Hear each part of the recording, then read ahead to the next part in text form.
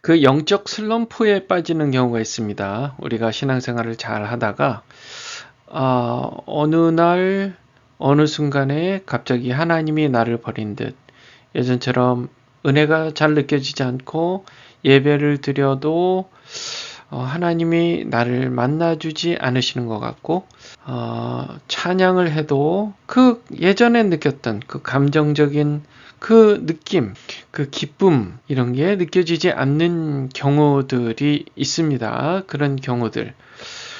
그래서 일종의 우울감이에요. 일종의 우울감입니다. 하나님이 나를 버린 듯한 느낌. 내 삶이 내가 지금까지 살아온 게 혹시 잘 살아온 건가? 내가 믿었던 하나님 정말 계신 건가? 심지어 그렇게까지 생각이 들어서 정말 나는 헛껍데기 같은 그런 느낌이 드는 경우가 있죠. 그게 큰 절망감, 무망감이라고도 하죠. 그것이 엄습할 때가 있어요. 그럴 때에 하나님께서 말씀을 하시는 거예요. 그럴 때 무릎을 꿇어보세요. 그리고 눈을 감고 예수님 십자가를 생각하세요. 그리고 입으로는 예수 십자가.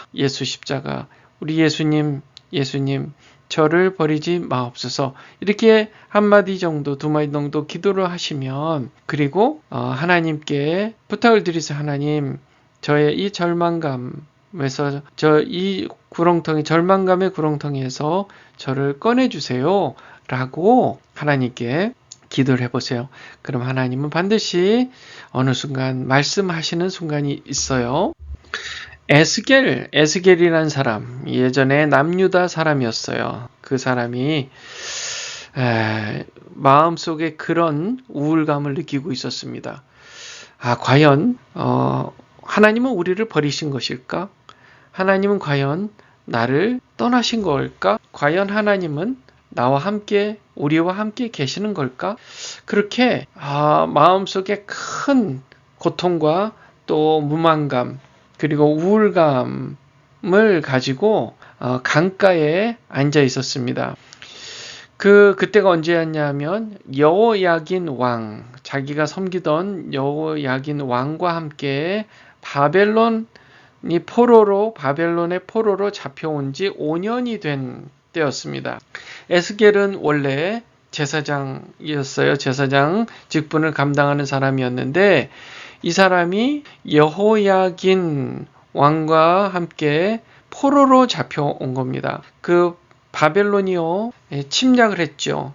그 한 번 침략하고 두 번 침략하면서 그리고 완전히 모든 것을 다 뺏어가고 그 예루살렘 성에는 정말 데려가도 별로 도움이 안 될 만한 사람들은 그냥 남겨놓고 바벨론이 군인들이 그냥 남겨놓고 나머지는 다 포로로 잡아온 겁니다.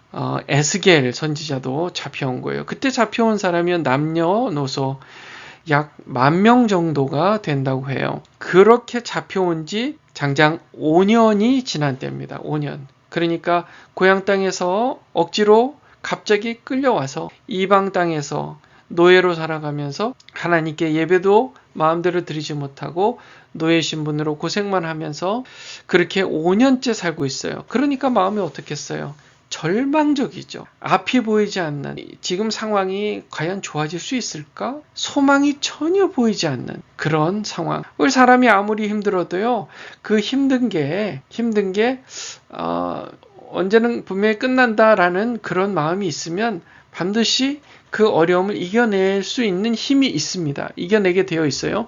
그런데 지금 에스겔은 이 어려움이 언제 끝날지 도무지 알 수가 없었어요. 아주 절망적이었습니다. 매우 절망적이었습니다. 바로 그때 강가에 앉아 있었어요. 그 강의 이름이 그발입니다. 그발. 그래서 그발 강가에 그렇게 앉아 있는데요. 자, 1절에 이렇게 얘기해요. 하늘이 열리며 하나님의 모습이 내게 보였다. 하나님의 모습이 내게 보였다. 3절에요. 갈대아 땅 그발 강가에서 여호와의 말씀이 부시의 아들 제사장 나에게 특별히 임했다. 여호와의 권능이 내 위에 있다. 참 얼마나 반갑고 감사한 일입니까?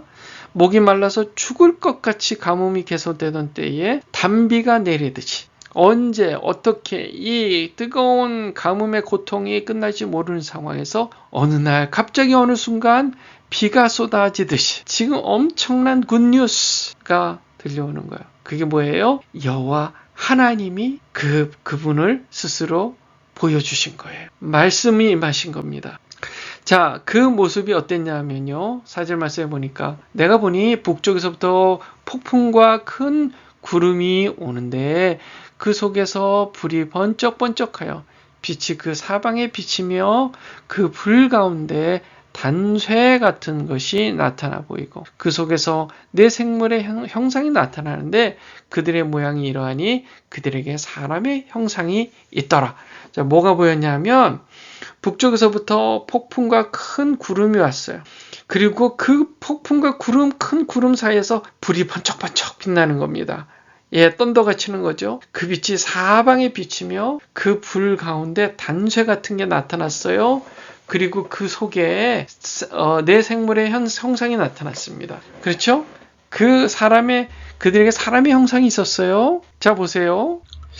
그 네 개 생물에는 각각 네 얼굴과 네 날개가 있었습니다. 그의 다리는 곧은 다리고 또 발바닥은 송아지 발바닥 같고 광낸 구리같이 빛나며 그 사방 날개 및 각각 사람의 손이 있었습니다. 그 네 생물의 얼굴과 날개가 날개가 서로 연하였다. 맞붙어 있다는 거예요. 이렇게 날개가. 자, 네 생물이 각각 이렇게 네모 형태로 사방을 보고 있다면, 그렇죠? 이렇게. 그러면 이 각각 날개 두 개씩이 이렇게 붙을 거 아닙니까? 서로 붙으면 꼭 상자 모양으로. 그리고 날개들이 서로를 나도 가리고 너도 가리고 안쪽이 잘 안 보이게 그렇게 날개가 되어 있는데 그 각각의 이 얼굴들의 모양은요. 넷의 앞은 사람의 얼굴이고 넷의 오른쪽은 사자의 얼굴이고 넷의 왼쪽은 소의 얼굴이고 넷의 뒤쪽은 독수의 얼굴이라고 얘기하고 있어요. 예, 자, 가만 보세요. 사람의 만물의 영장인 사람이 대표적이죠. 그리고 동물 중에 왕, 사자라고 불리우는 동물이 있고 또 가축 중에서 가장 힘이 센 소, 그리고 새들 중에서 가장 힘이 세고 가장 용맹스러운 독수리 이렇게 짐승들을 대표하는 그리고 사람과 함께 짐승을 대표하는 이 짐승들이 뭐냐 하면 하나님의 창조물 중에서도 가장 고상한 창조물들을 지금 보여주고 있는 것입니다. 그런데 이 창조물이 지금 북쪽에서 왔다고 했어요. 북쪽에서. 그러니까요. 이 지금 에스겔에게는 북쪽이요. 어떤 의미냐면 이 북쪽에서 밀고 내려온 그 바벨론의 그 군대들은 정말 이들에겐 끔찍한 트라우마인 것입니다. 그래서 북쪽 하면 너무 무서운 거예요. 북쪽 하면요. 자, 우리가요, 역사적으로 전쟁이 일어났어요. 북쪽에서 북한군이 쳐들어왔어요. 그래서 북쪽은 항상 우리가 어떤 느낌이 들어요?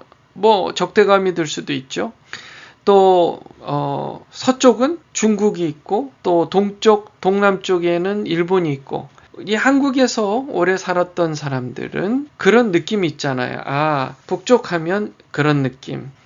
더군다나 지금 에스겔에게는 이 나라를 완전히 집어삼킨 무시무시하고 끔찍하고 잔인한 군인들, 그러니까 이 바벨론의 군인들이 쳐들어온 곳이 북쪽이잖아요. 그러니까 북쪽인데 지금 북쪽에서 이 네 생물이 내려온 거예요. 그런데 그들이 누구냐면 하나님의 피조물 중에서 가장 강력하고 가장 대표적이고 그런 생물들이라는 것을 지금 같이 겹쳐서 보고 있다는 겁니다. 날개가 서로 연해서 서로 맞붙어서 지금 마치 우리가 알고 있잖아요. 그 하나님의 언약궤를 천사들이 날개로 감싸고 있잖아요. 이렇게 감싸고 있었단 말이에요. 그것처럼 지금 이 네 생물의 이 날개들이 그런 모양으로 하고 있는 거예요. 그러니까 이게 뭐예요? 지금 이들은 여호와 하나님을 보좌하고 있는 생물들인 것입니다. 13절에요. 그 생물들의 모양은 타는 숯불과 횃불 모양 같은데 그 불이 그 생물 사이에서 오르락 내리락 하며 그 불은 광채가 있고 그 가운데서는 번개가 나며 그 생물들은 번개 모양같이 왕래하더라. 그러니까 여호와 하나님의 영, 하나님의 그 임재를 보좌하는 그런 모습으로 나타난 겁니다. 자, 이것이 무엇을 뜻해요?